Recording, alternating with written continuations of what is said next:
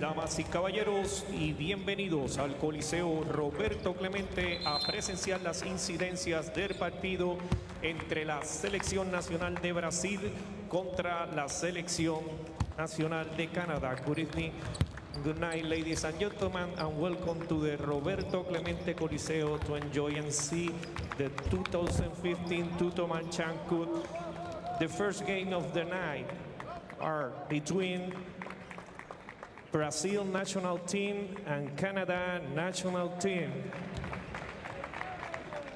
Por el equipo de Brasil, con el número 4, Ricardo Fichel. Con el número 5, Danilo Siqueira. Con el número 6, Augusto Lima. Con el número 7, Derek Ramos. Con el número 8, Víctor Benítez. Con el número 9, Leonardo Meindel. Con el número 10, Carlos Oliviña. Con el número 11, Mineiro Rafael. Toledo the day off. This time, Rafa Luz, the point guard, is taking the day off for the Canadians. Corey Joseph was off yesterday. Today, it's Kelly Olynyk's turn. Yeah, you know, we talked yesterday about this being a tune-up tournament, and at the same time, the coaches want to try to see different combinations on the court, and that's the reason why they're going to be switching squads from game to game. And now for the Canada national team. Now, after the introduction of the Brazilian team, we'll take a look at this young Canadian team made up of a number of great NBA young talent. As you see, Corey Joseph. We just saw Philip Scrubb come in, Carlos. And Philip Scrubb, there were many Canadian players that stood out in the last game, but Philip Scrubb maybe stood out the most among all of them. Well, having to take the point guard's position because, as you said, Corey Joseph was off yesterday. He had the day off. So Scrubb was the starting point guard, and he did a very good job against a very tough Argentinian defense. Scrubb ended up playing very heavy minutes yesterday. Scrubb ended up playing 28 minutes, 12 points, 3 assists, 2 turnovers. And as we take a look at Olynyk, who tweaked his leg yesterday, but he's in fine shape. He said he's ready to play tomorrow. Now we will do, of course, the interpretation of the national anthems, as we also take a look at our referees for today's game. We have Martinez, Vega from Puerto Rico, and the head referee is Robinson Aracena of the Dominican Republic. And now the Canadian national anthem, O Canada. National anthem.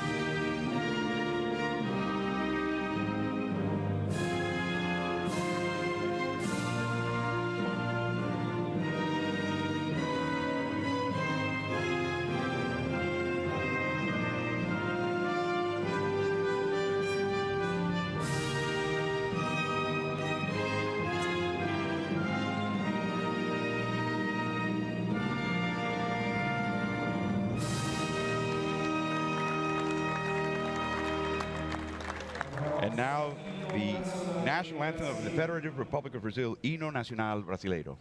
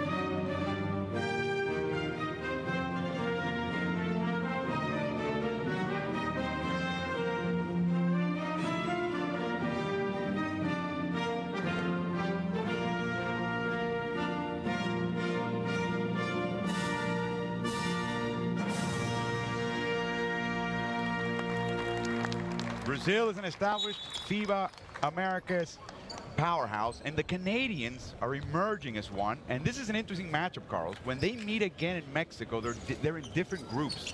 If they both advance to the second round, and everybody expects them to do that, as we take a look at a refereeing crew today, Aracena is in the middle, Vega on the right, and Martinez on the left. Carlos, this matchup allows both coaches and teams to take a look at themselves, perhaps before the second round in Mexico, and potentially, a final game. That's right. These are two of the teams that people expect that can be playing for the first or second spot. Remember, Brazil has, they are guaranteed a spot for next year Olympics in Rio. So if either of these teams, if they play in the finals, Brazil will be giving another team a chance to advance to Rio. That will be the winner of the bronze medal game. Exactly. Remember, the Tuto Marchand Cup doesn't really give you anything. There's no placement. There's no advantage. It's really pride and a chance really to get yourself tuned up for the upcoming competition. The Marchand competition precedes a hemispheric competition. If you take a look at the starting lineup today for Canada, with Corey Joseph back in the lineup. An all-NBA starting lineup for Canada. Remember, 9 players that play in the NBA are on this staff, coached by Jay Triano, former NBA head coach. And now an assistant at Portland, the Trail Blazers. And a great coaching staff he's put together. And the whole program has just taken a tremendous step. As we take a look at the Brazilian lineup, again, today, Marcos Toledo is in the lineup. Rafa Luz is not. Carlos Luz really didn't play that much yesterday. They gave a lot of the youngsters time at the point. Yes, that's right. And Luz was the starting point guard when they played in the Pan American Games. But Ricardo Fischer played a lot yesterday, and we see that starting lineup with Fischer again. The starting lineup, Victor Benita didn't start yesterday against Puerto Rico, the shooting guard, their best scorer, and he's starting today. It's their captain in this competition. As we take a look at the great Ruben Magnano, excellent coach, took Argentina, of course, to the gold medal in 2004, took them to a silver medal in 2002 at the Worlds, and now he's trying to do the same for Brazil. Canada, of course, is going to Mexico with a mission, which is to return to the Olympics for the first time in 16 years. For Brazil, of course, they were there in London. They finished 5th, which is a great result for them.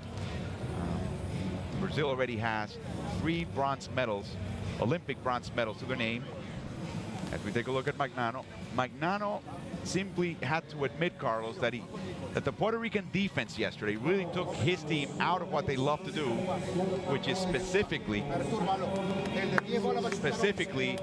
three-point play, the three-point shot.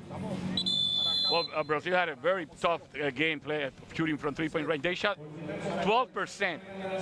Remember, they scored 16 three-pointers when Puerto Rico and Brazil met in the Pan American Games, and now it was only 12% yesterday. That was an awful shooting night for Brazil. Canada has participated in 9 Olympic Games. Of course, we're not counting their qualification for the Moscow Olympics, in which Jay Triano was a member as a player of that team. They were qualified for that tournament, but they chose not to in that famous or infamous, depending on your point of view, boycott of the 1980 Moscow Olympics. As we take a look at some of these veterans from Brazil, Marquinhos and Guilherme Giovannoni, both called up late as late replacements as part of a shifting group that Magnano has. That's about 40 players deep, and they're already giving up on the idea that any NBA player will be with Brazil unless this group puts Brazil into a major competition. This time, as of August 9th, they became, of course, the host nation. FIBA announced it officially on August 9th. So they're in, and that gives them a chance to prep these players to see how good they were. They were good enough, Carlos, to beat pretty much quite a few of these Canadian players in Toronto for the Pan American Games. Yeah, but as you said before, these are two different teams. In terms of Canada, there's a lot of turnover from that team that played almost a month ago. Ready for tip-off. It's going to be Lima and Bennett, and the ball's in the hands of Corey Joseph. We'll be going to Toronto Raptors this year. That's going to be fun to watch. Nice 3-year contract with the Raptors. Actually, quite a very good contract, I should say, with the Raptors. As Joseph drives to the basket and misses the rebound in the hands of Lima. Canada allowed 94 points for 100 possessions, and then they scored 102 points for 100 possessions. being really the best team in terms of net efficiency after the first day of competition. Benítez misses the shot, and Nicholson gathers the rebound.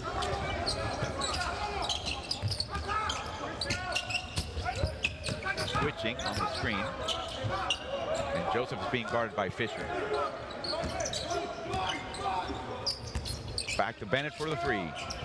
It's good. That's the shot that he's going to have wide open, because they're running a secondary break into pick and roll. And usually they play with one man inside and one man in the perimeter, one big man in the perimeter. That's usually Nicholson outside and Bennett inside. But they switch positions here, and Bennett had the three-pointer. Benítez for three, no good. Bennett shot 22 three-pointers in the NBA, which is, of course, a longer three-pointer than the FIBA line. Oh, that was a pass to nowhere by Joseph. During the Pan American Games, Bennett made 5 of 14 three-pointers. That's 36%. That's not bad. Not bad. But he can still, in FIBA basketball, he could shoot closer to 40%, and it would be great for him. But he won't be shooting a lot, Carlos, of corner threes. Do you expect him to shoot a lot of corner threes? No. The way that they run the secondary break, as we see Marquinhos nail a three. The big guy plays on top. He's going to be taking a lot of three-pointers from the top of the key. The longest three. That's right. Marquinhos ties the game. But straight away to the basket. I mean, people say that the corner three is easier to make because it's closer. I would say that you have a better vision of the three-pointer when you're facing the basket. Talk about vision here. Nick Stauskas snugging in from outside. And that's a shooter without a doubt. And I think we have the new starter for Brazil at that position. Rafael Mineiro was really surprised by how quick Stauskas got that shot off. Fisher. Back to Lima, and he traveled. Yep. Yes, sir. One thing about FIBA referees, Carlos, they love to call that extra little step, and they won't forgive. That's right. They're very good at it. If you move your pivot foot before putting the ball on the floor, that's a traveling violation, and they should call it. And that's the way the book reads anyway. Exactly. And no matter what league, by the way. Sometimes in certain leagues, it's just not called. Right. A league that produced 9 players from this Canadian team. Are you mentioning the NBA? Oh, perhaps. Bennett, no good. Blocked by Lima, who's been playing extremely well. Perhaps Brazil's most valuable player in Toronto at the Pan American Games. Certainly one of the standouts. This team does not have Rafa Hetzheimer, so a real threat and a great player. One of the late scratches of this team. Bad pass by Benítez. Good rotation there by Stauskas. He got in the paint in front of the cutter. Yeah, but that was just a bad pass in traffic. Heavy traffic. Ottawa at 5:30 p.m. traffic. Downtown Ottawa. Good defense now by Rafael trying to deny the entry pass to Nicholson. And Wiggins, who led them with 18 points yesterday, drives. He did that a lot yesterday, but he made a lot of shots, not this time. By denying that pass to Nicholson, Canada had to go with their second option, and Wiggins had to force a shot there. Marquinhos, followed by Wiggins. Benítez, they can pop to Mineiro. It's good. He can do that. He's a big guy that can score from outside. And he's fronting Nicholson right now as they try to feed him. Joseph goes the other way. I tell you, Fisher's doing a great job just pursuing and just dogging Joseph. Nice close by Benítez, and a strip in the hands of Fisher now. Active hands by Brazil. Oh, mismatch inside, and they should look for Lima inside, but they're not looking for him. And Lima's not making himself available either, but it's no good, and apparently Benítez got caught. Oh, and now Marquinhos' foot got caught. He's down. Looked like a groin injury. He had a little split there, like his foot got caught for some reason. See, Marquinhos' 3 earlier. And then Stauskas is just coming off the drill real quick. Mineiro, nice exhibition of threes. And here, let's see what happened. Oh, he slipped on that little decal. Yep, that's exactly what happened. But he's on the court. All's well that ends well.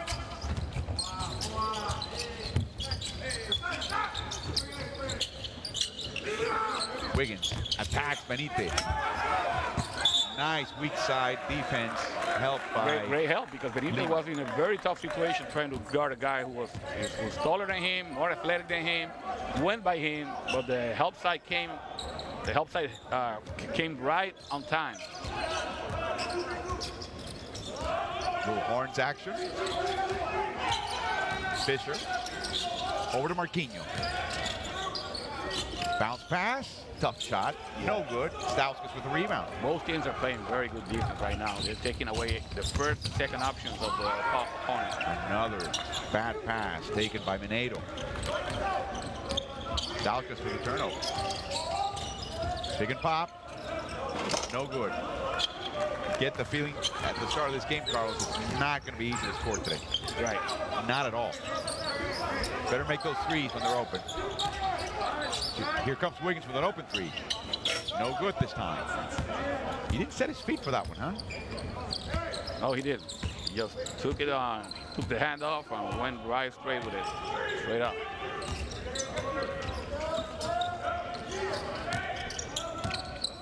Minedo with 7 to shoot. Here comes Marquinhos, a long three.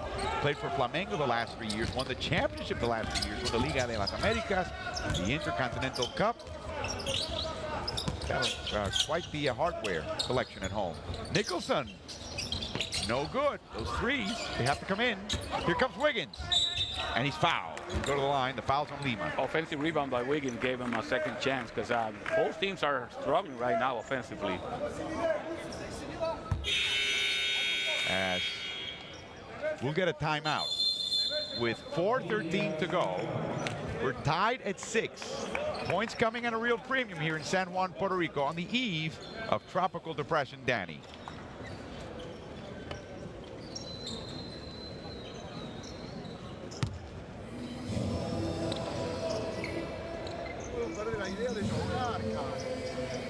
Lo estamos controlando, los caras lo estamos controlando bien, los caras no. Bene mete un tiro de 7 juegos, el primer shoot de 3 puntos que... Hey, recién hubo una tripla de nuevo. Estate atento a venir al lado contrario, a que sea, a Nicholson, a que sea. Hey, ¿ah? Da resultado, tira eso. Da resultado, transición, el otro grande, bloqueando y rebloqueando. Da resultado, bloquea firme, chuta la transición. Transición.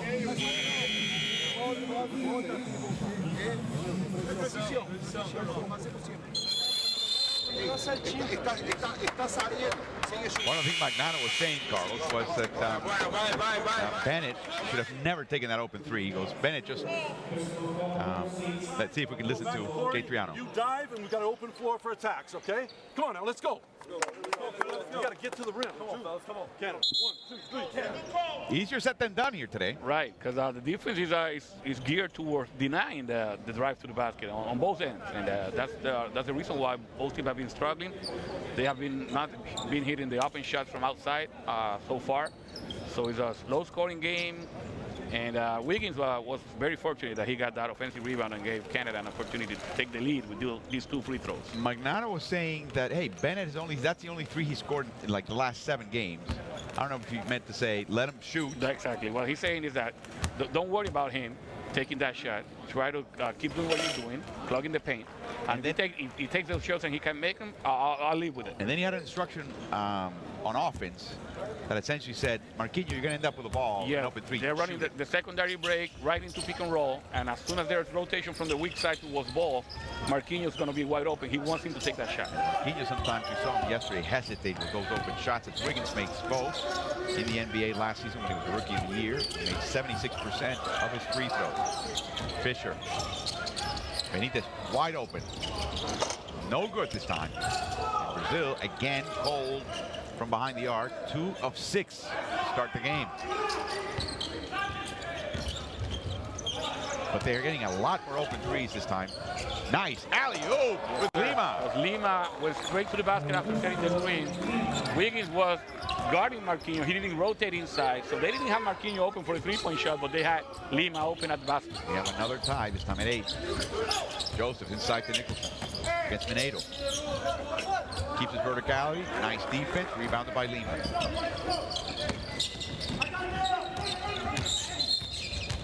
A foul on Joseph. He's first. He's trying to fight through the screen.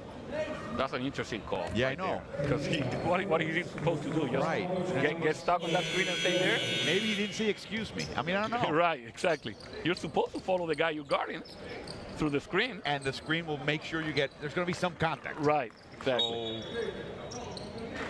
Well, talking about guys that had the night off yesterday, Robert Zachary just checked into the game. Well, you can imagine what luxury we have here in Team Canada right now, Carlos. That's one thing that Coach Sergio Hernandez of Argentina said yesterday. As a matter of fact, it was also echoed by point guard Nicolás Laprovítola.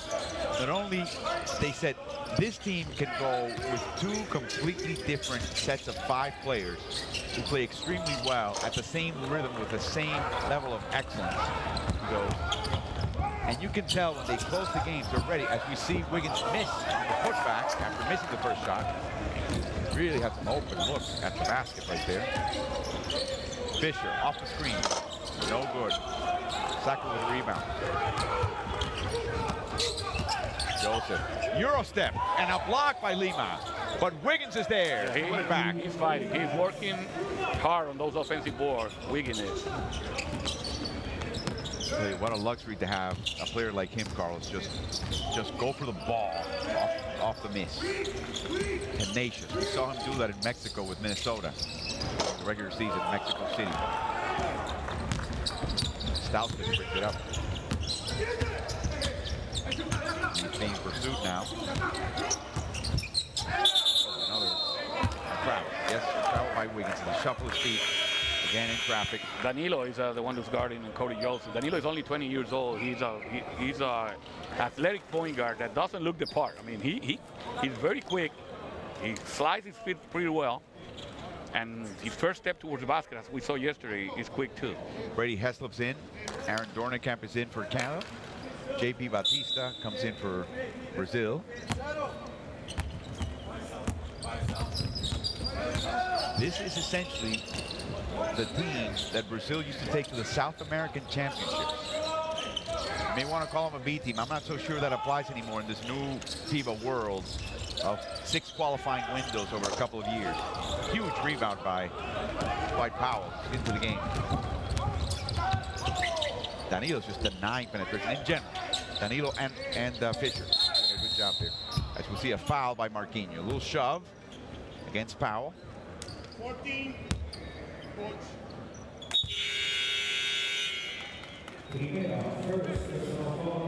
Marquinhos. That was a little veteran move, but it was just too obvious. Yeah. But Powell was trying to get position inside. Marcos Toledo comes in. He didn't play yesterday at all. He took a day off. They're doing that. Both teams, most teams are doing that in this tournament. Some because they have to. Dornekamp inside to Powell, but Powell just can't get the shot. He's fouled though by Danilo.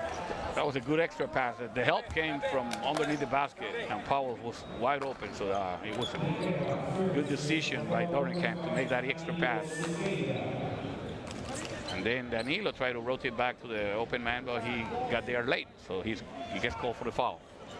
We talked about how Dallas's plans went awry when DeAndre Jordan did that of his show in Houston, Carlos. He gives the oral commitment to a free agent deal with Dallas.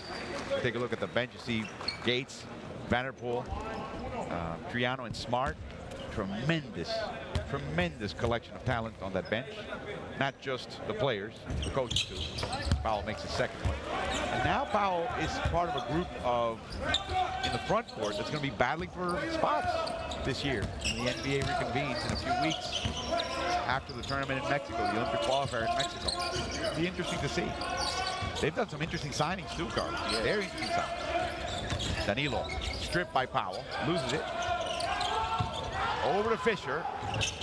It's good from a broken play. Yeah, good patience by Brazil because trying to get the ball inside, as you said, the play was broken, but they were able to get the ball back and just play from inside out, make the extra pass, and hit the three-pointer against the zone. Canada played zone in that.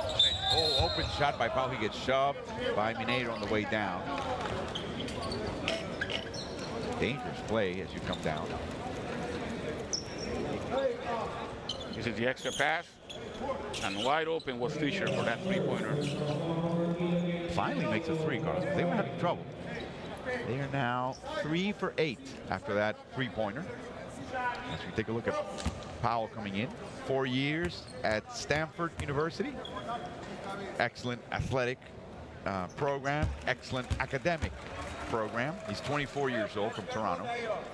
Played 1 year at the IMG Academy, just south of Tampa. And then went to Stanford. Drafted in the second round by Charlotte, 2014. And he made 76% of his free throws last year with the Mavs and the Celtics.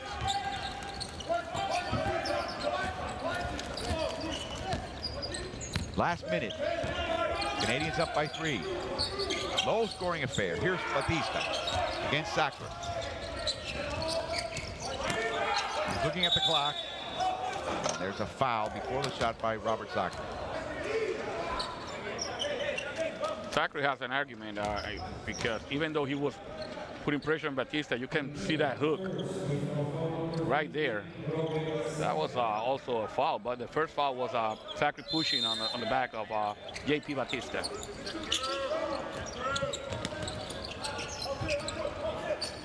Batista wasn't looking, Danilo wasn't needing a little help. Corey's going to be bathed in ice at the end of this game, Carlos. We missed, 30 seconds to go. Here comes Joseph. Over to Dornekamp, all the way. Yes, indeed. Nice penetration by the veteran, plays in Germany. And nice assist by Corey Joseph. He just slowed down a little bit and flicked it with his left hand. Toledo's not a shooter, Carlos, for Brazil. They had some moments yesterday where they only had 3 shooters on the court. 6 seconds shoot. Oh, bad turnover. 5 seconds. Here comes Joseph against Batista. It's in. That is the end of the first quarter. Great use of his body by Corey Joseph to shield the ball away from the defensive player. So Canada finishes the first quarter with a 10-3 run, and they're up 18-11 over Brazil. Here's the move by Corey Joseph. See how he throws his body into JP Batista? That's an NBA move right there. Is he an NBA player? Oh, yes. All right. For the Toronto Raptors. Canada up 7 over Brazil at the end of 1.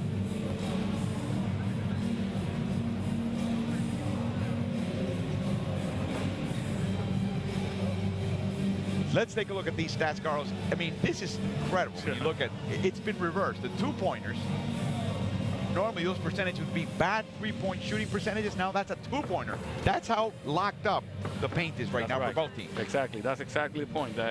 Both teams have been trying to deny the dribble penetration and the passes inside. There are some open looks from outside, but they are doing a very good job on defense, especially Canada, because Brazil was only able to score 11 points in the first quarter. But Canada has 5 offensive rebounds as opposed to Brazil's 7 overall rebounds. And they're not scoring off those shots, Carlos, but they're getting at least foul shots. Right. They're getting some production, if not buckets, out of that. And we'll see if they can keep this up. One of the things we talked about yesterday during the telecast when Canada beat Argentina, and we have to say, they open up with a 10-2 run. The Argentines gallantly tied it at 66 as we take a look at the best of the first quarter. But the thing that really impressed us about Canada yesterday, Carlos, was their poise. The way they showed poise against a veteran team that was trying to kind of put them in their place. Right, and remember, it was a very physical game. And Argentina usually plays that way, I should say. And Canada was going toe-to-toe with them on that physical aspect of the game. And I think that's something that we have, I wouldn't say never, but very seldom have seen before from Canada.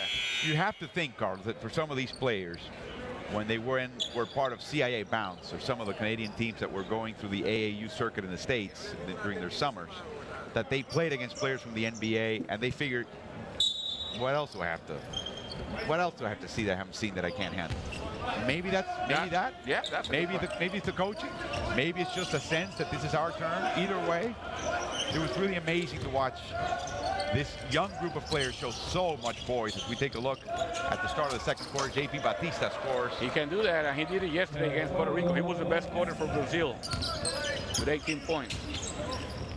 We're at the Tuto Marchand Cup tournament here in San Juan, Puerto Rico, a tune-up for the Olympic qualifier in Mexico, the last of its breed, the last of the hemispheric tournaments that FIBA will produce in the Americas. Sacre misses the shot, and Benitez back on the court takes the rebound.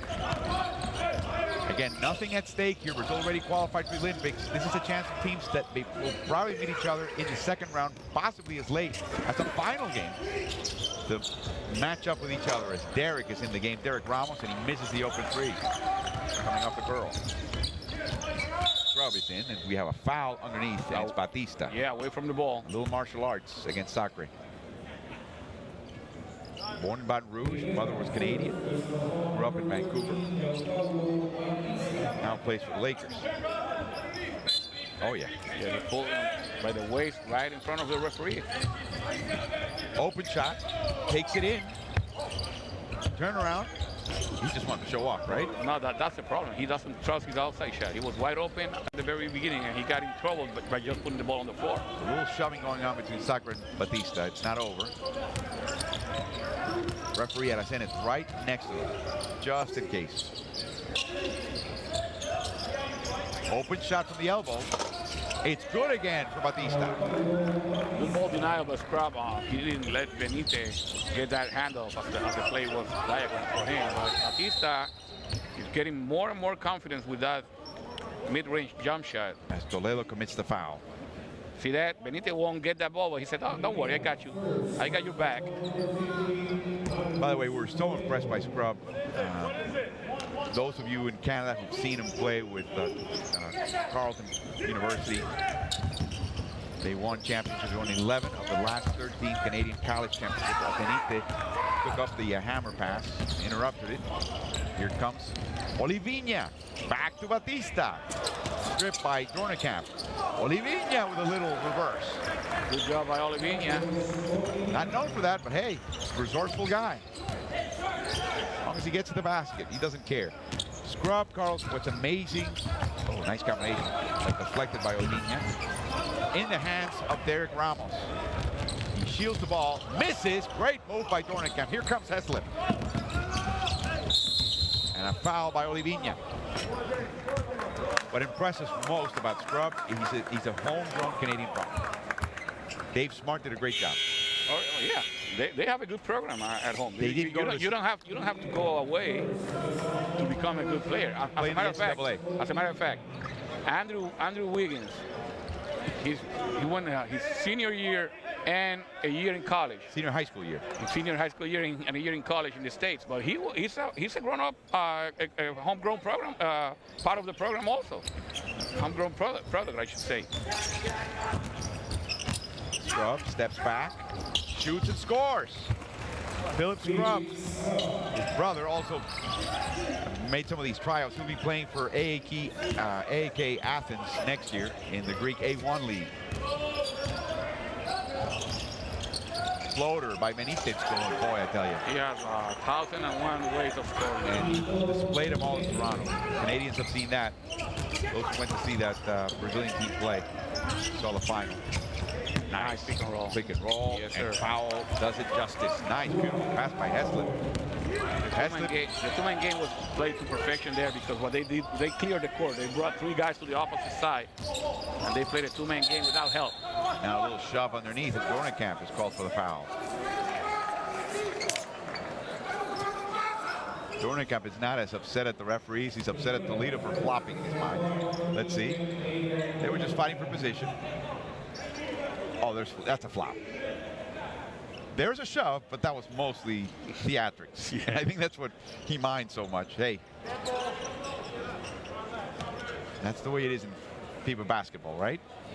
Although I have to say, Carlos, FIBA basketball referees have had the option for years now to call it technical. Right, and usually what they're going to do is that they're going to give you a warning when they see you flopping, and the next one you get teed up.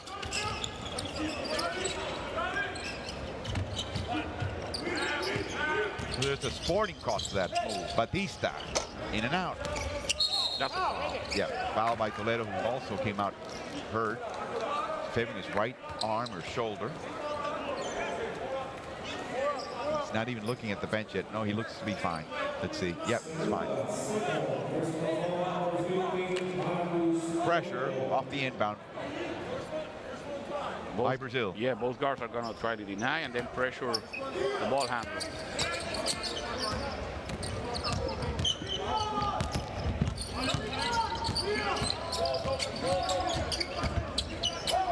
A strip by Olivinha. A fight for the ball. Nicholson, since it was touched by Brazil, there's no backcourt. Again off Olivinha.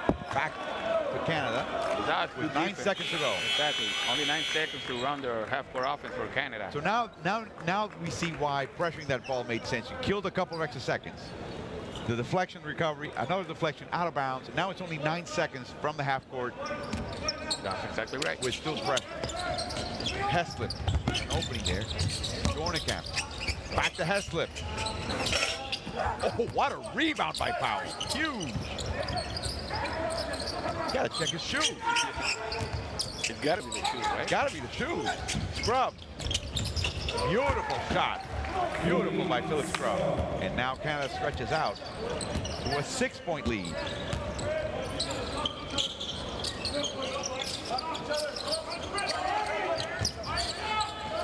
Marquinhos back in the game.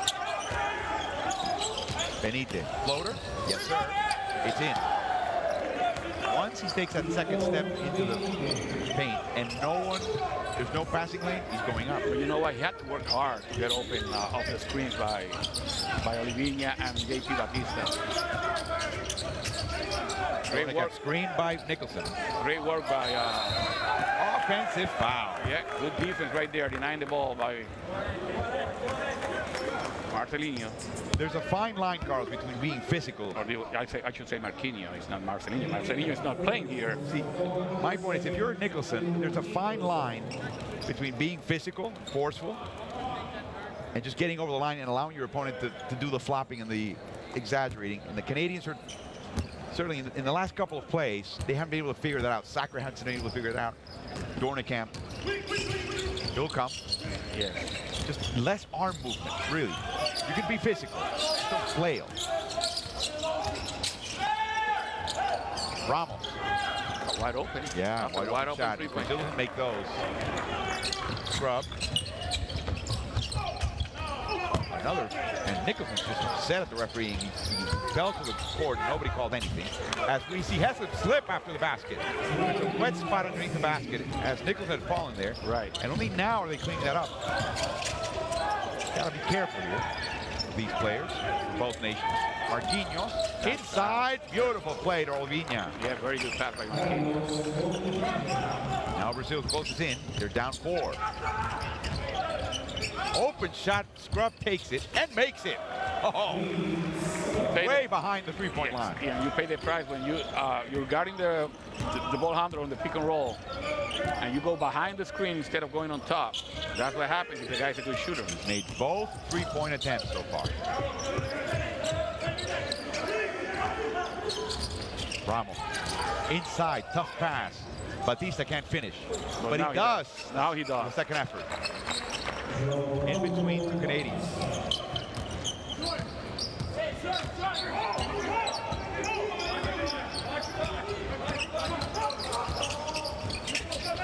Powell squares up, way too strong and high. Heslip misses. He'll be playing for Cantu. Palaganes for Cantu. Italian Serie A. Fake as Nicholson showed up, and here comes Ramos. Another one that he misses. Dornekamp looks up forward. Resets. Foul by Olivinha. Yeah, Olivinha is very physical. And then after he hits Powell, he's flopping like he's being hit by Powell. So we have a little acting class going on here at the Coliseo Roberto Clemente. It's a 5-point Canadian lead, a little bit under 4 minutes to go in the first half.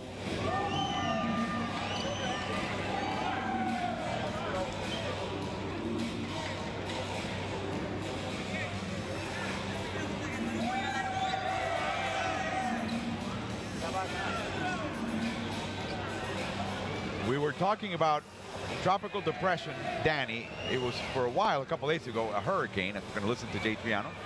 But now it's downgraded, so hopefully we'll get some rain tonight and there'll be no interruption to this tournament. Let's listen in to Jay Triano. I know it was coming. I didn't want to call it stop the play. That's when you got to try to bury guys like that. Way to keep pushing, all right? Put them in a bad spot. Put them in a bad spot. First play of the game. Next time down, we call thumb. Let's set that screen. Let's curl it, flash back, and play that two-man game. When we don't have it, we got the gaggle on the weak side, all right? Hard cut and a gaggle on the weak side, just to get ball movement. Well, Coach Toronto was talking about waiting for the TV timeout or the media timeout to come, that he didn't want to call a timeout, although he saw Brazil coming back in the game because the Canadian players were, you know, maybe losing their poise a little bit. Then after that, he was diagramming a play, an offensive play that is going to culminate in a two-man game after a curl. We've seen Triano yesterday. We saw Dave Smart typically address the team first, typically with a few defensive instructions, and then Triano come in and diagram some offensive plays. Today, we're not seeing that. We're seeing a different sort of protocol. Interesting to see that. I tell you, these FIBA timeouts are wonderful to see the quality of coaching that goes on, and it allows viewers to understand exactly what goes on in the huddle. Right. As Powell makes both. Canada stretches out to a 7-point lead, 2.5 to go in the half. We'll have Puerto Rico and the Dominican Republic. They are neighboring countries. They get along, and yet when they play basketball, they both want to win very, very badly. It's like Canada and the US, or Argentina and Brazil, for example. Marquinhos pursued by Wiggins, deflected by Bennett. Nice fake by Lima, inside to Giovannoni. No, he can't make it. That was a good play by Lima with great patience. He made that pass with 2 seconds on the shot clock, but Giovannoni missed a chippy one. Inside to Powell for the flush. Now it's a 9-point Canadian lead. 2 minutes to go in the half. Marquinhos, no hesitation, no good. Wiggins, tough pass, intercepted by Marquinhos, taken by Lima. Back in the hands of Marquinhos, played in the NBA for Charlotte. A floater, this time more of a pass to Giovannoni. Marquinhos was open, but beautiful play by Wiggins. Absolutely beautiful, instinctive play.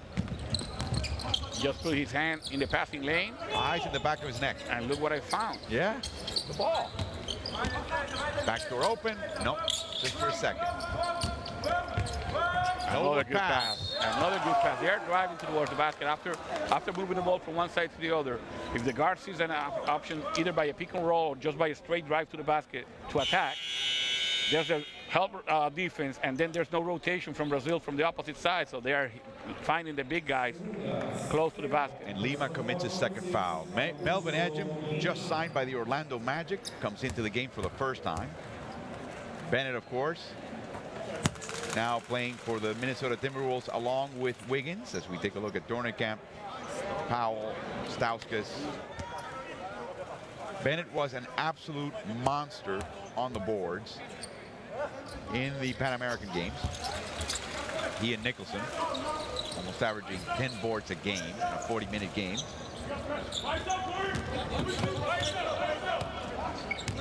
One minute to go.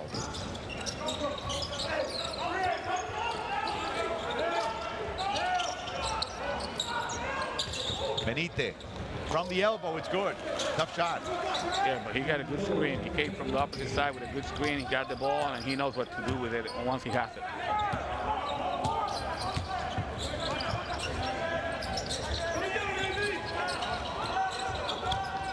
Inside to Wiggins against Fisher. He thinks it's a good matchup.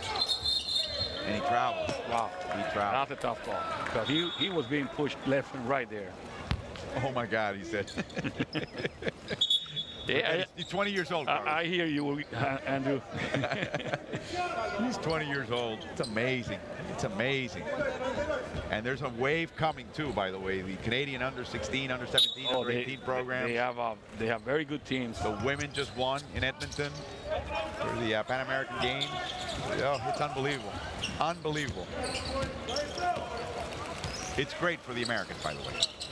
America needs powerhouses. Get too many of those. More? Yes. More? Yes. And I'm telling you, we do, because we need to get more berths in international competition. We need to get more guaranteed berths for the Americans. Well, that's not going to happen. Well, start beating European teams. You watch what happens. Scrub all the way in. And that is the end of the first half. It's a 9-point Canadian lead. Tremendous burst towards the end as Philip Scrub keeps up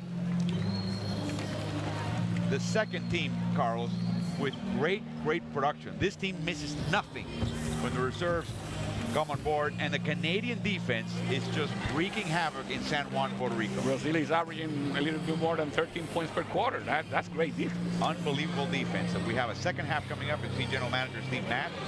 Kelly Olynyk will be playing tomorrow, we're told. We should be fine.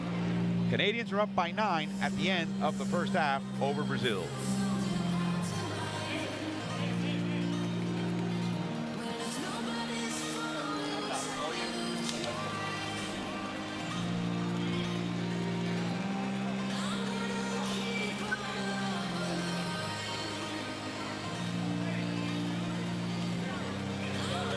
As we take a look at the first half stats, the two-pointers, Carlos, got a little bit better in that second quarter. Of course, in the first quarter, they looked like that was a no man's land. The three-pointers for Brazil, again, Puerto Rico did a great job taking them off the three-point line. Canada hasn't done a bad job, but they've had more open looks in this game. They're just not making them. They are missing open looks. I agree with you. And Brazil has had 0 free throws, none. 0. 11 fouls for the Brazilians, only 4 for Canada. So they're playing great defense and only fouling when they absolutely have to near the basket for rim protection purposes. So the Canadians really dominating this game. No way around it. And again, another physical game. We were talking about how Canada impressed me yesterday by playing the physical game toe-to-toe with Argentina. Another physical game today, and Canada is having the best part of it. Look at the rebounding right now. Even for the Canadians, Lima, who's an outstanding player for Brazil, with 4. But there is a gap in rebounding here. And it is a 10-point rebound lead for Team Canada. As a matter of fact, the Canadians have 6 offensive rebounds. The Brazilians have only 4. And that explains to a great extent what's happening in this game, Carlos. Great defense, overall rebounding, and then they have shooters. I mean, what does this team not need that doesn't have? Maybe a little bit of seasoning? Yeah, and experience. Experience. As we were talking yesterday about how they didn't qualify for the World Tournament, but they took a European tour last year to give that experience to some of their players. And, 9 NBA players here, but as we have talked, we said in the past, the NBA game and the FIBA game is a little bit different in terms of getting used to to how physical it is, to the tempo of the game, all that. So they need to keep playing against this type of competition. But so far, so good. They're doing pretty well. You want to know how good? As we take a look at the first half stats, a little hesitation on the part of Benitez, allowing a little crack opening for Mineiro to hit the 3. The alley-oop, one of the few penetrations by Brazil, with a beautiful pass by Fisher. And then the physical play that seemed to rattle Canada more than Brazil. But when they call a timeout and they settle down, then they went on the run. Yeah, and that was very smart by Jay Triano. Coach Triano said, well, you know what? Even though I saw you guys getting out of sorts for a while, I didn't want to call that timeout. I was waiting for the media timeout because you need to figure those things out. And they did. An open shot by J.P. Batista, who finished that first half, where he basically left off in the prior game. Batista ended up with 6 points and a rebound. And then Olivinha misses. The ball goes back into his hands, and very intelligently he puts it right back with his offhand. Scrub, another wonderful game by Philip. Wonderful. He did a very good job yesterday against Argentina. He came off the bench today, and he's been doing a very good job so far. 3 floaters by Victor Benitez, who's surging as a great player. Watch around the world. Dwight Powell was very active today as well, especially in that run, Carlos. The 2-man game is giving them so many options. Whenever they clear the court, they send 3 Canadians to one side. 2 of them start going pick and roll. From there, they can execute, and they do a very good job because the ball handlers are very good at reading the defense. Batista again with the putback. But how good was Canada's defense? Well, yesterday they were just a shade under Puerto Rico in defensive efficiency. How about, and that was 94, which is less than 100, which is that great.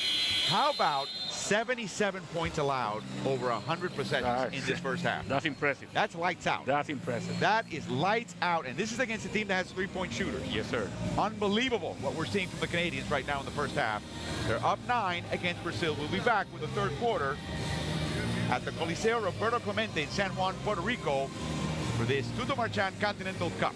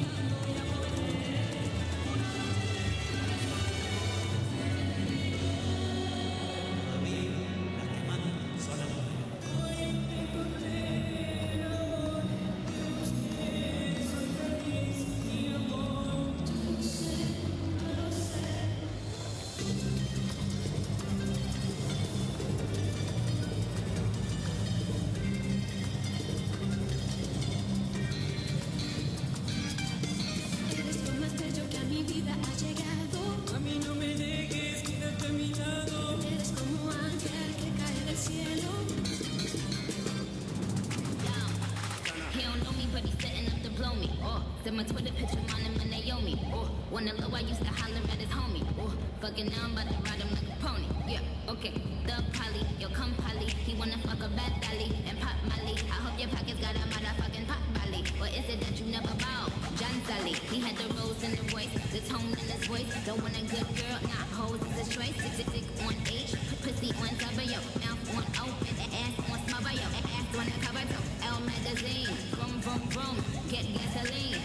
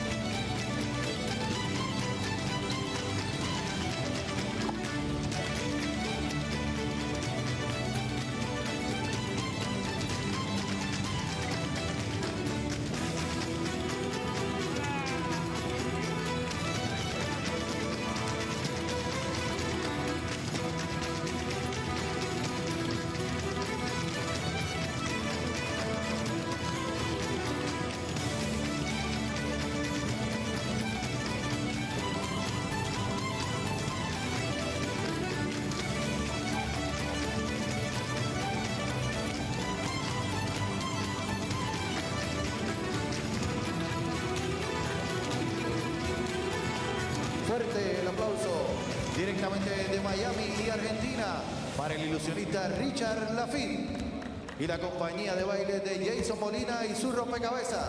Fuerte el aplauso.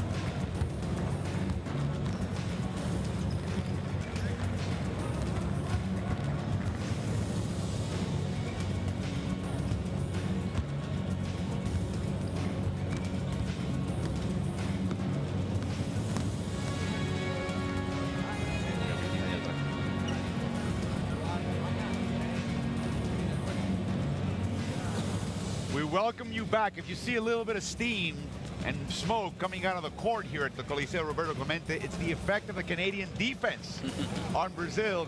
God, 77 points per 100 possessions, Carlos. By any standard, in any league, that is just scorching. It is. And Brazil only shot 34% from the field in the first half. Canada didn't do much better offensively, only 39%. But they played such good defense. That's the reason why they are up by 9. Los pequeños van a salir en la transición, van a salir bien. Okay. Vámonos. He said if we block well, our smalls are going to be able to go out on transition. If we screen well, our guys are going to be able to run, because what's happening is after a turnover or a Canadian basket, they are denying the guards the ball. So now they're going to be running some plays so that they can screen for the guards and just run. And see if they can make it all the way to the paint. It's been hard so far. Points in the paint, Brazil with 10, Canada with 12. It's been hard for both teams as we start the second half. Alongside former Puerto Rico national team head coach Carlos Morales, I'm Alvaro Martin. We're here at the Coliseo Roberto Clemente for the Marchand Continental Cup, the 5th edition. Brazil won the first 3, Puerto Rico won in 2013. Canada wants to be on its way to win this one. As we see an offensive rebound by Nicholson, another shot by Wiggins, contact, no foul. They simply say it went out of bounds off the hands of Andrew Wiggins. He's a little skeptical. He is. He's smiling, but I can tell you he's not happy. I don't know. Something happened there, right? I guess no foul. He didn't decide to just throw the ball out of bounds. Yeah. Something happened. But anyway. Mineiro against starts for Brazil in the second half. Really, it's the same lineup. Lima. Screening for Marquinhos. He drives to the basket and gets the foul by Wiggins. And Brazil will attempt its first free throw of the game. Which means that Canada has been playing great defense without fouling. Incredible. Only 4 fouls for the Canadians in the first half of the game. Wiggins. What, me? Now, remember, they didn't call the play on the other end, and now they call him here. This is a foul. Yes. You can see how Wiggins is saying, wait a minute. As we see Marquinhos, Carlos. Marquinhos, I mentioned, late addition to this team. There were a couple of scratches at the end. Rafa Hetzheimer, who had played so well in Toronto, with weeks, a couple of weeks before this tournament, just left the team. I'm not sure exactly why, whether he was injured or not. Brazil, of course, can afford to see that happen. They bring up Marquinhos. They brought up Guilherme Giovannoni as Marquinhos makes the second shot. Oh, look at Bennett. Go all the way to the hoop. And he scores. Anthony Bennett. That's the way to finish on the pick and roll. Aggressive, strong to the hoop. And you could hear the assistant coaches right at our right saying, go hard, as soon as he set the screen. And that's exactly what he did. Marquinhos to the corner. Inside to Lima, and he knows what to do with the ball. That was a very good pass by Fisher. Joseph inside. Bennett, turn around. Beautiful shot. Baby hook shot to the left hand. Canada wants to run. If they don't have anything in transition, they go to the secondary break right away. And Bennett gained the position in front of the basket. Yeah, both teams stressing getting the ball inside somehow. They screen for Lima. Outside for Benitez, wasn't quite ready for that pass. Now there's 7 to shoot. No room, no floater this time. Step back shot, in and out. As Marquinhos becomes Andrew Wiggins' shadow the moment Canada touches that ball. Stauskas, a switch. An open shot by Bennett. It's in. So he can score inside and he can score outside. That's his second three-pointer of the game. He's gaining confidence with every single possession. More and more confidence. He played a very good tournament in Toronto. Oh, yes. Benitez, again. Tough pass. Nice fake by Lima. He draws the foul from Joseph. And look at Bennett and Lima helping each other up. That's the way it should be. Every single game, every single league. I agree 100%. That's a very good looking three-point shot. Yeah. Again, facing the basket, almost from the top of the key. In the Pan Am Games, Carlos, almost 16 points, 9.5 assists to lead the team. And we see Joseph You with mean a foul. rebound, right? Yeah, I'm sorry. Not assists. That would be an extraordinary tournament. He had actually 1.2 assists. That would be per game. stats for a point guard. Yeah, that would be leading the tournament. Right. But he led the tournament in rebounds. Did Anthony Bennett. As we look at Lima, we talked yesterday that this is an NBA player, whether the NBA has hired him or not. You're right. Is there anything he needs to work on? Well, his outside shooting can improve. He doesn't have that three-point range. He can hit it from maybe 10 to 15 feet. But he can do everything else. Almost a strip by Benitez. And he gets screened by Nicholson now. Slipping in the decal.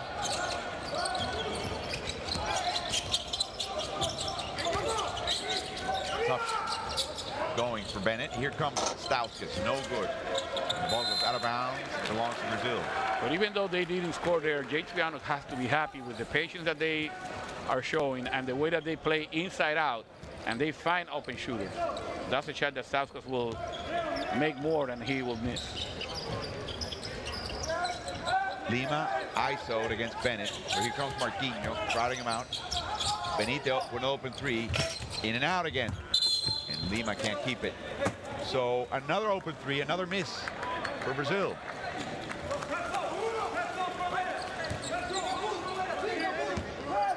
Press offense right now. For a layup.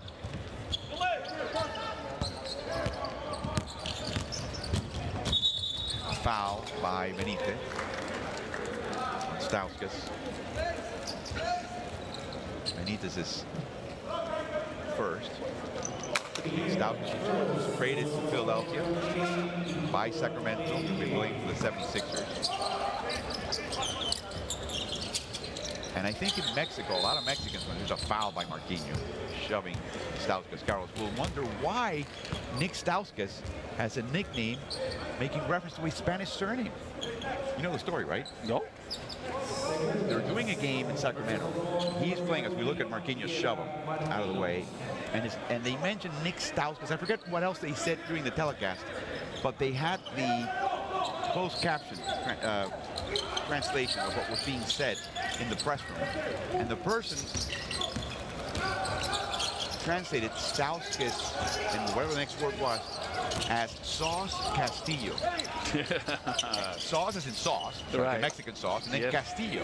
That's become his nickname. As we see, Bennett with the putback, and now Canada is really making a point of emphasis to score near the basket with drives or putbacks, and they're pulling out to a 13-point lead.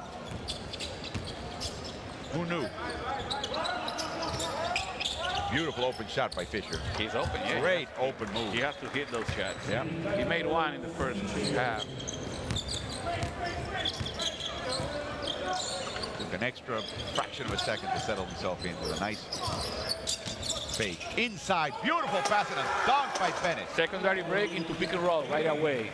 And you see they spread the court. They have good shooters in Wiggins and Stauskas. So the defense is not geared towards helping inside right now. And they're killing them with that two-man game. Corey Joseph's 5th assist. Only 1 turnover for Corey. Benitez. Back to Lima. Loses the ball on the way up. Gets it back. But they have a 24-second violation. Another good defensive possession by Canada. Yep. Carlos, you remember when, as we take a look at the handoff here, see, Joseph really brought the attention onto himself and just made it so easy for Bennett. But see, Marquinhos, he should rotate inside, but he was so worried about Wiggins. He didn't want to leave him open. Another inside pass off the hands of Bennett. Stauskas off the dribble. Short. Takes his own rebound. Bounce pass, but there's Lima there ready, and we have a jump ball. It favors Brazil.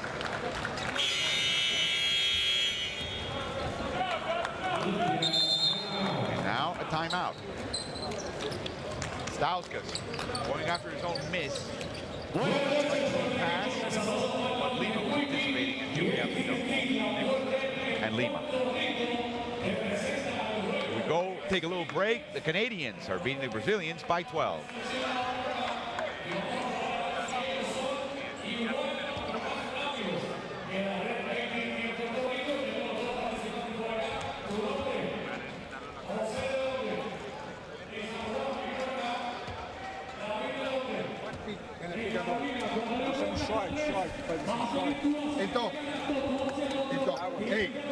Então, ele vai falar izquierda derecha, ¿sí? Él va a luchar y vamos a jugar close. Si acá tenemos 2 jugadores, este cara va a venir aquí y esta es zona. Si tenemos del otro lado 2 jugadores, este cara va a jugar close y este es zona. Al primer pase, este sale y este regresa. Set cross screen for Corey. All right, they will switch that. Andrew Wiggins, you're going off the double, all right, and curling it, and then Nick's going off the double. While all that's happening, you're going to play on the ISO against the guy who can't guard you. All right, here we go, Canada. Let's go. 1, 2, 3, Canada. Well, you heard Jay Triano clearly instructing Stauskas and Wiggins to run off screens and get themselves open one-on-one with a good matchup. What about Magnano? Well, Magnano wants to play some man-to-man defense on one side and zone the opposite side. He calls it close, which is getting closer to the guy who has the ball and then playing zone opposite. So let's see if what Coach Triano diagram will work against this hybrid defense. What beautiful, beautiful chance to see how they set up for a play, courtesy of FIBA. Remember, you can join their Twitter account. You can follow FIBA at FIBA in Spanish, at FIBA_ES. That's a new Twitter account in Spanish from and by FIBA. Here comes Batista. Way short. And now we're going to see that defense that Coach Magnano was diagramming, and we'll see how Canada does against it. Robert Sacre back on the court for the Canadians. Here comes a little pressure.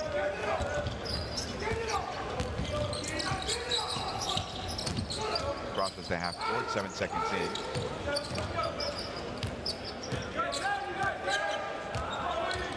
Wiggins runs the double screen from the elbow. Wow. Yes, sir. And he'll go to the line. The foul's by Marquinhos. So the double screen and the curl that Coach Triano was diagramming worked perfectly so that they could find Wiggins open and then he got fouled, so he's going to go to the free throw line. What happens there, Carlos? I know you can't get inside the brain of Triano or Magnano, but you get a timeout like that. You want to diagram a play. If you're Magnano, you figure I'm going to be on offense. I'm going to be on defense. I'm going to put something that they haven't seen before, confuse them. Yes, that's what they try to do. They try to deny the ball to Joseph, then they try to play man on the ball and zone on the opposite side. Coach Triano was diagramming the play against a man-to-man, but that works against that zone. Because of the curve towards the ball. And when you're Triano, are you diagramming something that you know, hey, they may come up with something different off the timeout? Well, that would be great if you can anticipate what the other team is doing. That guessing game always goes around, between coaches. Tough pass to Lima. Great defense, but a foul also by Robert Sacre. And Lima will go to the line. Augusto Cesar Lima, or I should say De Lima. That is his full name. FIBA, Carlos, has that issue with her last name. Sometimes he'll take your passport and take your first name and then use middle names as last names. And for Brazil, with their proclivity for nicknames and multiple last names, you've got the recipe for confusion. Well, as you can see, some of those guys, they have their nickname or their first name, or some other have the last name and on the back of their jerseys. Some of them have their mother's last name. So you don't know what's going on there. You name it. Yep.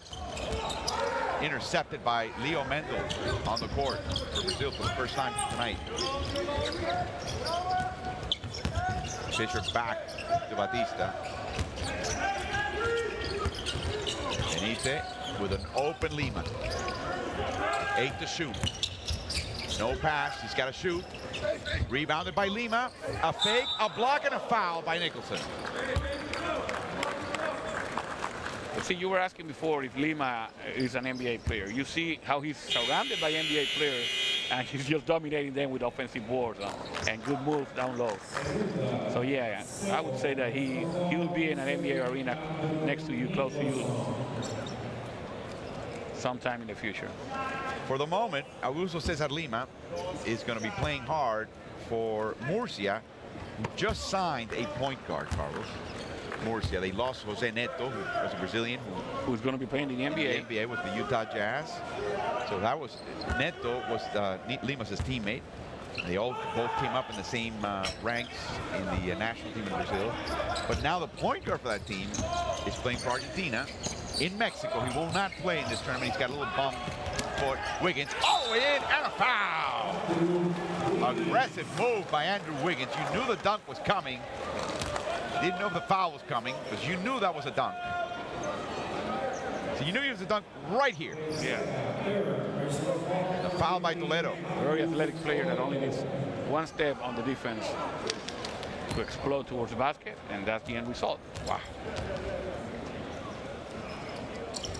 Makes the three-point play the old-fashioned way and extends the Canadian lead to 14. So now it's Facu Campas who's going to be manning the point. So Facu and Lima are going to be teammates. And of course, the Brazilians and Argentines are always rivals. I always crack up when I read articles about matchups between those two teams in basketball, how the Brazilian press always writes their names brothers, and they refer to the Argentines in quotes, our brothers. In time, no good. The putback was no good. Heslip, open three, dangerous. It's good. That's him right there. He had a couple of those in the first half that he didn't score, but it was a matter of time for him to get his first open three-pointer. Did very well last year, splitting the year between the Bosnian League. We look at JP Batista's score.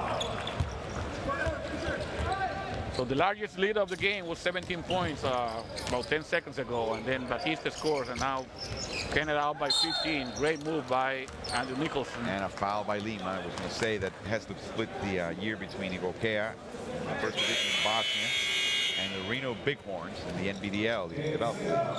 See, turn around, square the shoulders. He did that in the NBDL, lighting up a scoreboard.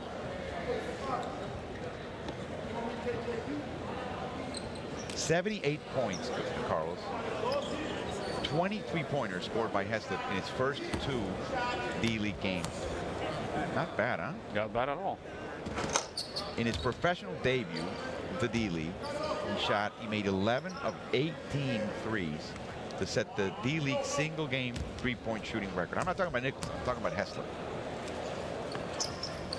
You've seen Nicholson play in Orlando, Carlos. His minutes are down in Orlando because Orlando has a lot of depth at the point. They have been bringing. When I saw him for the first time about 3 years ago, I said, "Oh, this guy is going to be a big star for this team." But they keep bringing young people that can play inside, and has been going farther and farther down in the rotation. Good defense by Joseph. Oh yeah. Left hand up on the right-handed shooter, just perfect timing and perfect fundamentals. Mirrored him as Nicholson take a breather. Powell comes in for him. Beautiful play by Joseph. Back in the hands of Brazil with only 6 seconds to shoot. And Mendel makes a beautiful, nice shot off a screen. The screen by Batista.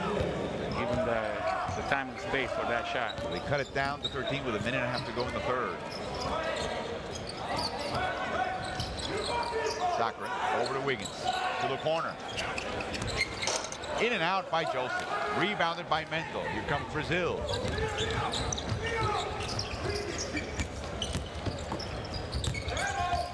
Batista.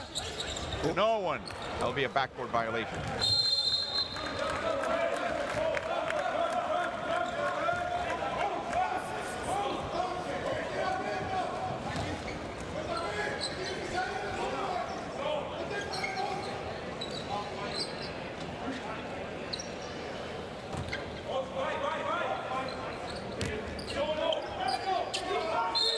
Foul by Mendel, and that foul basically he could have called 3 or 4 bits of contact between them before. He just chose that moment to say, okay, enough.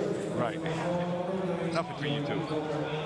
As Mendel takes a foul, now Powell, because Brazil's up past the limit, will send Dwight Powell to the line. He did very, very well from the line yesterday. The first half also,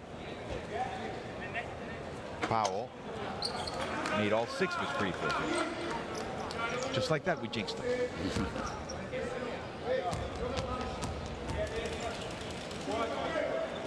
24 years old, still young. He's missing both, but they ran a good free throw play. It's a play that we used to call the X, where both guys just cross and they get a inside position for the offensive board. That's what Sacre did, giving them another chance. And another offensive board, another chance at a score by Joseph. Inside the Powell, he gets fouled, he makes the basket. Mendel again with the foul. And right now, Canada once again is dictating. Yeah, they are doing whatever they want at this end of the court, and then they're playing great defense on the other end. So they are dominating this game. And here's what you have to understand, ladies and gentlemen. This is a scrimmage game. Nothing really at stake except the chance to size up your opponent, perhaps in Mexico. But here's what you need to understand, Carlos. Brazil's gotten better. This is not the top-flight Brazilian team that played at the World Cup of Basketball last year. But this team has gotten better. They showed their quality in Toronto. Canadians are bringing up what's very close to their A team. But still, Brazil's getting better, and they're getting beaten by 15. Right. I think Canada has been superior today. I don't know if that's going to be the case when they play again in maybe 10 days. But right now, you see 2 teams that you would say, well, they don't belong to the same court. Canada is so superior. 9 to shoot. Batista. Look at Sacre guarding Fisher. Inside to Batista, just in time, beat the buzzer. 15 seconds for the end of the quarter. And they're going to be playing for the last shot. They are supposed to play for the last shot. Corey Joseph doesn't know about that. But Powell gets fouled. Yeah, but that's unbelievable. I mean, this is an NBA point guard. He should know better than that.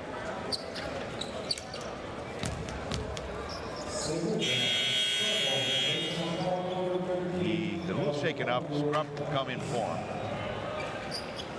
As we see that substitution to close the quarter. And maybe Coach Triano wasn't bothered with that play as much as I was, because he just shook his hand and said, okay, we're good. Well, maybe he knows how to motivate Corey, and maybe he knows exactly how to push the button. He did send him to the bench. Yeah, but it was because he came out of that play limping a little bit. Yeah, I don't think that he's punishing him for the bad decision that he made. Dave Smart to the right of your screen of Jay Triano. David Vanderpool to the left. Vanderpool and Triano are both on the bench. Terry Stott's bench. The Portland Trailblazers in the NBA. Rebounded by Powell. That would be the end of the third quarter. See, they didn't pay the price, but that was a pretty good shot by Brazil. It could have been a three-pointer that should have never happened had Canada played for the last shot of the quarter. And the Canadians are still in the lead by 15. They're dominating Brazil at the three-point line. Brazil has missed 11 of 15 three-pointers. And that's why Canada's up by 15 at the end of the third quarter.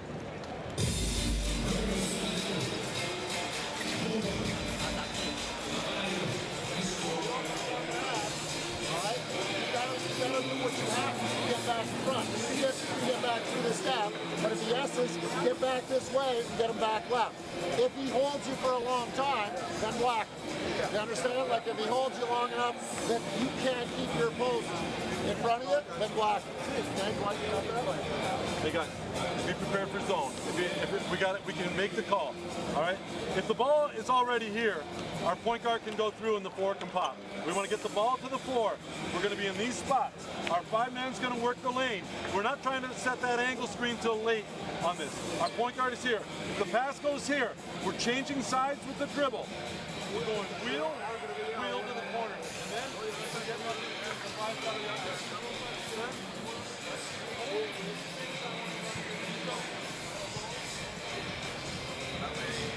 Well, as we hear the fading voice of Jay Triano, Carlos, we take a look at Anthony Bennett's stats and shooting map. That's one of the 2 threes he scored so far. Triano's anticipating zone from Magnano for the fourth quarter. Yes, he's diagramming a play where the four-man is going to be essentially the passer, because the point guard is going to pass and cut. And after that, he's going to have essentially 3 shooters on the baseline. And the guy in charge of moving the ball from one side to the other is going to be the four-man, while the five-man is going to be roaming the center. So let's see how that offense works against Brazil. If they play that hybrid zone that they were playing at the end of the quarter, where some of them were man-to-man and the rest of them were playing zone. Bennett so far doing extremely well. He's got 16 points.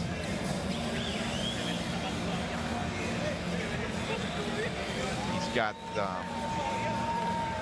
just 1 rebound for him.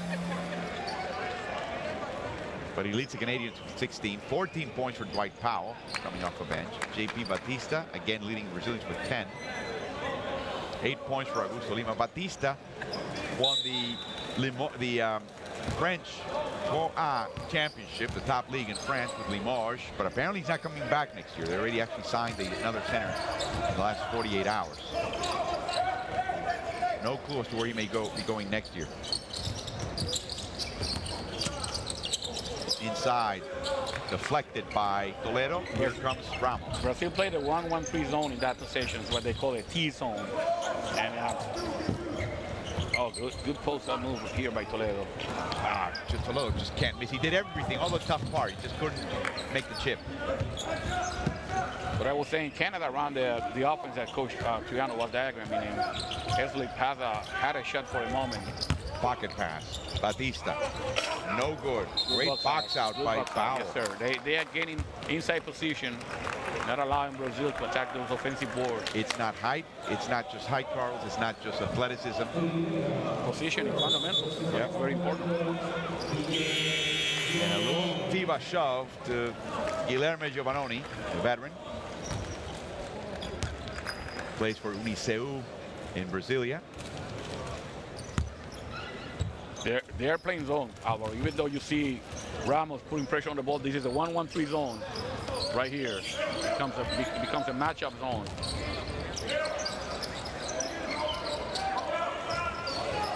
And they're matching up pretty well right now. Dornekamp inside the Sacre. Not touched by Giovannoni, so it belongs to Brazil. Magnano's happy. They're down 15. Well, they need to score, but they have been able to stop them with two consecutive possessions with that zone. By the way, Carlos, the way Magnano gets their attention with that little lip noise, it's like a Buenos Aires waiter in a busy Buenos Aires cafe. You see a foul, and the foul is on Powell.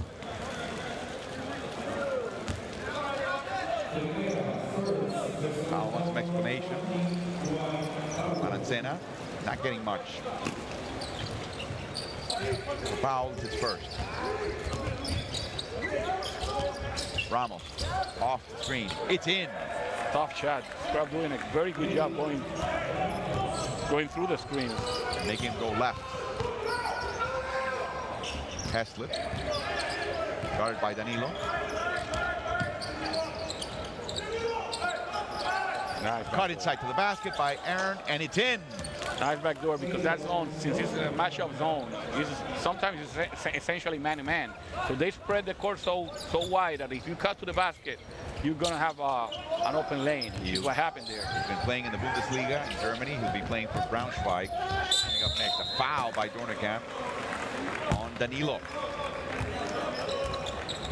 Buzaro Siqueira. He's got Italian roots, Portuguese roots, of course. We may see him eventually in the Serie A in the Pallacanestro. The foul, or being the shot by Dornekamp.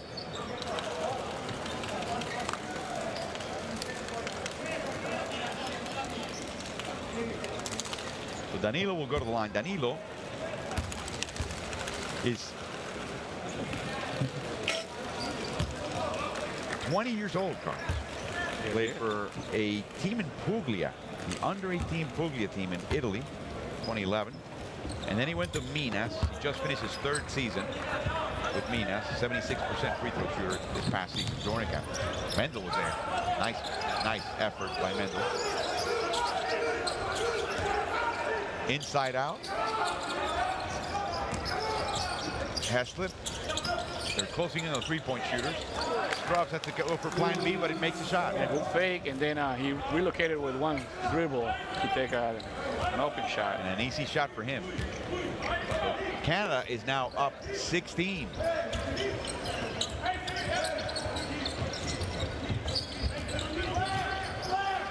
Melvin Edgen trying to close on Giovanni. Takes him off the three-point line. And a foul by Dornekamp.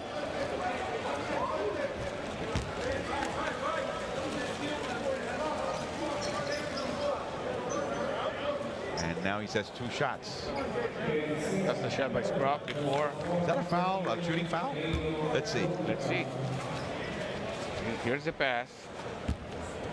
I don't know if he was starting his move toward the basket. His upward motion. Yeah, he might be a good call. Well, the Canadians don't think so. They don't. Jay Triano was saying, oh, come on, he Right. went for the steal right before he got the ball. Yes, they're right next to us. You can hear that. Edgen over to Dornekamp. Nice save. 15-point lead. And they've seen a lot, Carlos, the Canadians have, from what Magnano has thrown at them. They've handled it. How are they doing against the zone? Well, they're having problems against the zone. They are having big problems against the zone. The only thing that they had that was an easy shot was that by Scrub 2 plays ago. But Brazil is moving. They're moving their feet. They are playing inside and outside. They also had a backdoor play before that, so I take that back. They have had 2 successful possessions against the zone. Out of maybe 5 or 6 so far? That's right. Heslip. Just in time, and it's a long 2. No time to look at your feet. You're in and out of that line. Just shoot it. And he did successfully. Heslip right now with 7 points. Derek over to JP Batista. He misses that open shot. Normally his shot.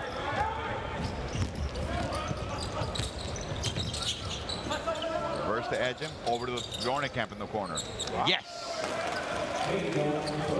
Oh, a beautiful steal by Heslip, and he's got the open shot. Derek Ramos just didn't see him. Wasn't expecting that. And the lead is 22 points now. You know, the most dangerous part, Carlos, after a made basket by a team when you're inbounding is just that first initial pass. Right. You got to watch for people like Heslip, like Pablo Prigioni of Argentina, experts at that steal. That's right. You just your guards down. Here comes Heslip with an open three again. It's good. Boy, is he having fun in the fourth quarter. They are blowing Brazil off the court right now. On both ends. Yes, sir. Ramos. The Mendel. Short. But see, unless you're a Brazilian fan or coach or player, this is beautiful basketball to watch from Canada. I mean, you love to see a team that is clicking on both ends of the court like Canada is doing right now. Are you saying that the Canadians are playing a jogo bonito? They are, right. They are playing the That jogo even Brazilians would be hard-pressed today to admit. Look at this. Catch and shoot. That's right. Unbelievable. Brady Heslip. So this is fun, but I don't think that Magnano finds it fun at all. Oh, no. 12 points for number 12. Canada is up by 15.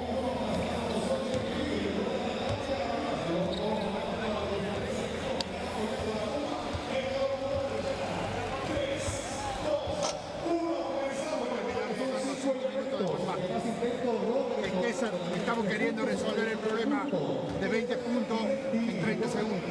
Error. Estoy falando para vos también.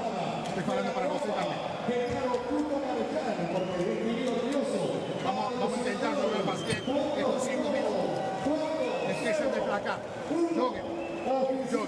Pasen lo que tengan que hacer. Defiendan y joguen basquet. En los pick and roll.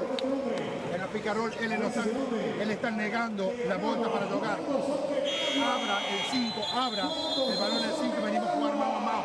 Y ahí atacamos y empezamos a ver los espacios que tenemos que pegar. So he's making reference that it's not a 15-point lead, it's a 25-point lead. He goes, look, you're trying to solve a 20-point lead as the Dominicans are watching this game. They're coming up next against Puerto Rico. They're saying, look, you're trying to solve a 20-point lead in the 32nd possession. That's not going to happen. That's not going to happen. Keep playing basketball, and play basketball at both ends, make the ball circulate. But then he had an instruction on defense, or obviously on the pick and roll. Yeah, he says, especially keep playing on this end of the court, try to play, play with each other. But you said it was 15 and it was 25-point difference, right? I always thought that the math department at Colegio San Ignacio was overrated. Oh, come on. Don't put them on the spot. It's not their fault. Fisher double team inside to Lima. Tough shot, and he makes it. And collects the foul from Dornicamp. They talk about finishing if you're a post player in the NBA, Carlos, or in FIBA, against contact. Take a look. He got shoved by Edgem. A little touch by, arm touch by Dornicamp. And Lima will go to line. But he misses the free throw. 10 points, 3 rebounds. He's missed now 4 of 7 free throws. Scrub exploring with the dribble. Oh, here's Sacker there. Look for the alley-oop. Tucker wasn't ready. Robert fakes, and he tries to dunk. No good. Just a little far away from that basket. Good defense by Lima there. A little shove by Lima. A subtle shove. Here's the alley-oop, and it's a pass it. Not an alley-oop. It's like people saying, this is the way you finish this pick and roll. If you can't reach it for the dunk, just lay it in. Right.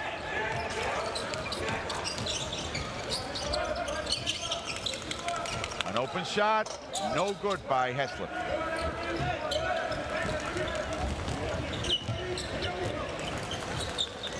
Zachris is patrolling the paint, and Fisher recognizes that he just cannot go in. And now they try to take Sacker out of the paint with that pick and roll. No good. Inside to Lima, double team. Now he's got a single coverage, but he can't make the hook shot. Scrub. Sakura facing the basket. No good. Makes that jump shot, Carlos. We're talking about what, $3-4 million a year more? Yeah, that's right. But he's been struggling with his offense. Mendel inside, pocket pass outside to Lavinia, who's not a three-point shooter, to Benite. Well, that's exactly what Magnano was asking for. They just can't make the basket. Exactly. They ran the offense just like Brazil usually runs the offense, but they're not hitting open shots. Scrub. Dornekamp, corner three. No good this time. And Olivinha can corral the rebound. So it's back in Canadian hands. 3:15 to go, and Dwight Powell's back in. Sacre leaves the game. Robert, scoreless, 2 rebounds, an assist in almost 17 minutes of play. Nicholson played 21 minutes. He's got 7 boards, no points.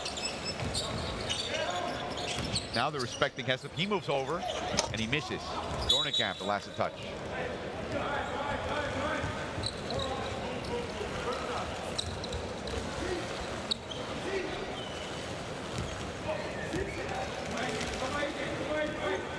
Corey Joseph has played 22 minutes. And Scrub has played 14. We have not seen Olivier Hanlon. Because Joseph didn't play yesterday, Hanlon got some minutes. Oh, beautiful long two-pointer. Right. Hanlon was the first point guard coming off the bench, because Scrub was the starter. Open three, won't take it. He's working clock here.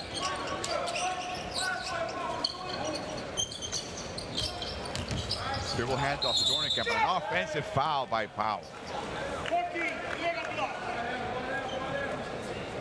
And your former player was emphatic in that call. I'm not sure that was a good call. Let's see if there's a replay of that call. That was referee Angel Martinez of Puerto Rico. Rano, that's his nickname. Here it is. That's it. I'm going to say this. This is not a bad call. That's an awful call. I mean, he was standing there, and the guy who was coming off the screen just bumped into him. So we have a timeout. The Canadians are up by 19.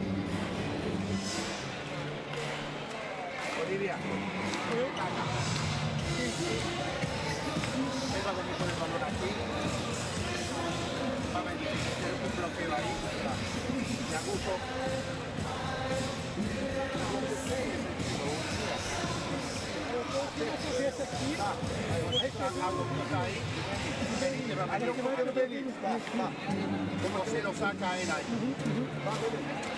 Metro 3 acá en la zona muerta.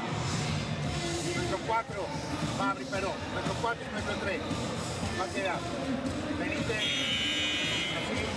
Así.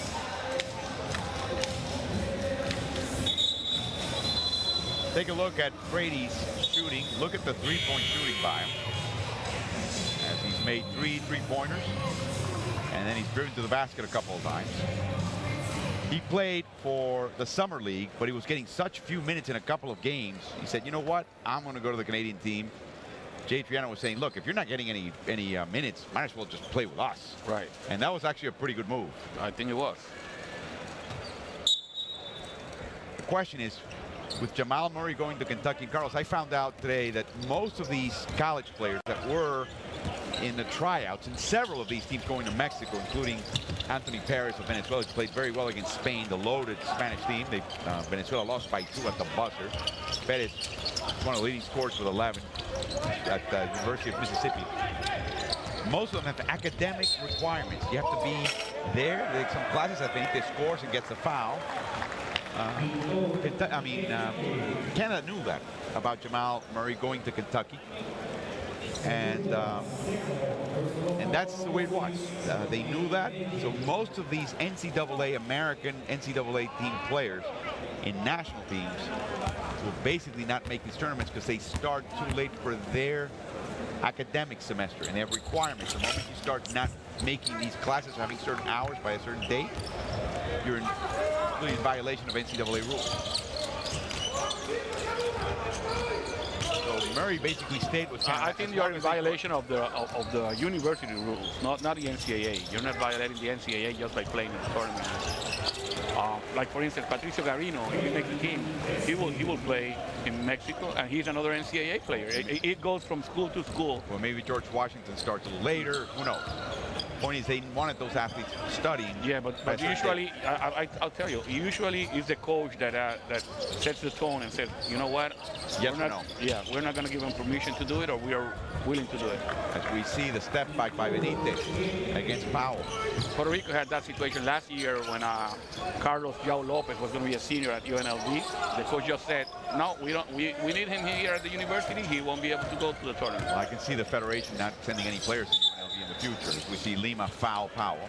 So there's a bit of a drawback for what that's worth. That's right. As we see the Argentine assistant coaches.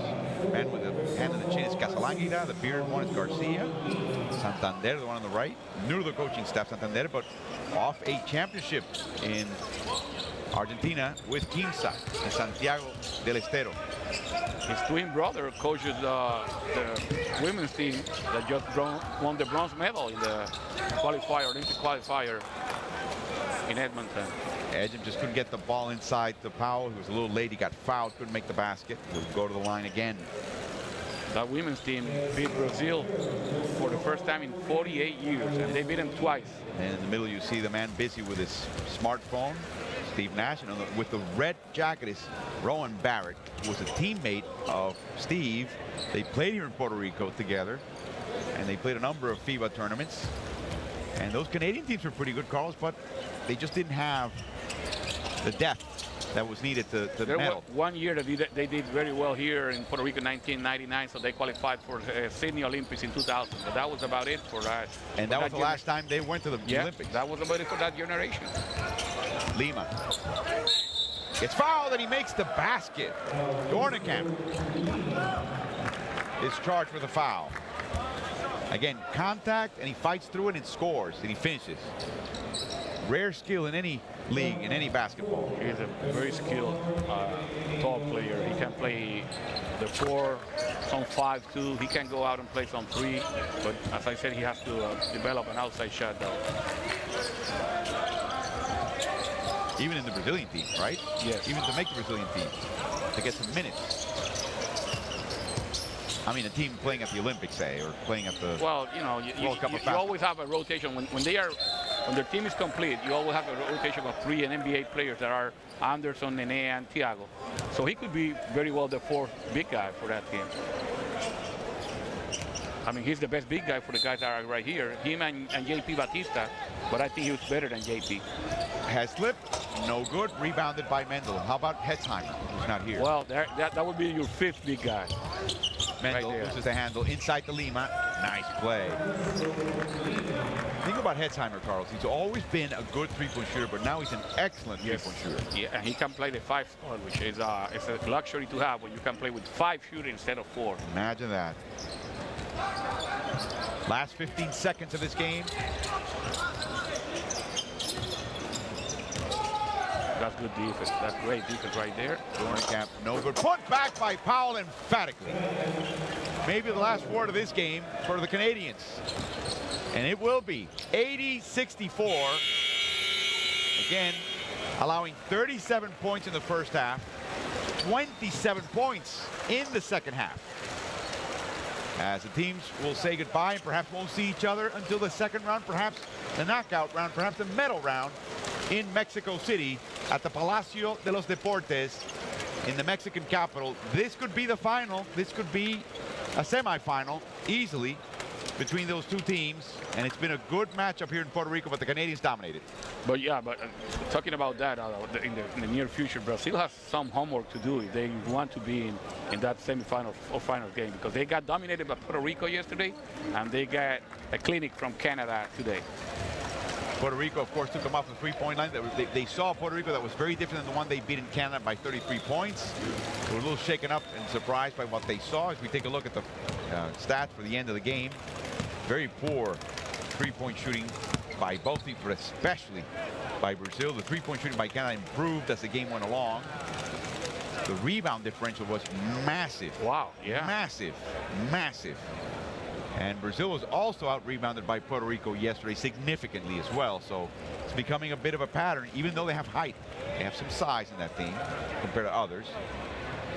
And the top scorers, Powell had a wonderful game, Carlos. Off the bench both days, he's had really solid games. He's a very solid player. That's exactly the word that comes to my mind, because he doesn't look spectacular or anything like that. I mean, he's a great athlete, but he does the job, and he's fundamentally sound. And against that zone, Hessler did great work, both behind and in front of the three-point line. If you take a look at the rebounding differential, Nicholson with 8.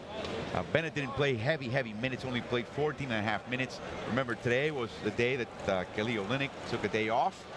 Apparently, they're just rotating players. I'm told that he'll be back in great shape for the next game for the Canadians as they beat Brazil 80-64. And that, Carlos, again, they bested, I haven't done the numbers yet, but I'm sure they bested that 94 points per 100 possessions that they put on the Argentines yesterday. Very significant numbers, very eye-opening numbers, very tough numbers if you're facing them, if you're the opponent. And you take a look at those numbers, it is just unbelievable what they're doing to the opponent defensively. Just a clinic right here of defense. So Wiggins with a game of 9 points and only 2 for 10 from the field. They can get improvement in that area.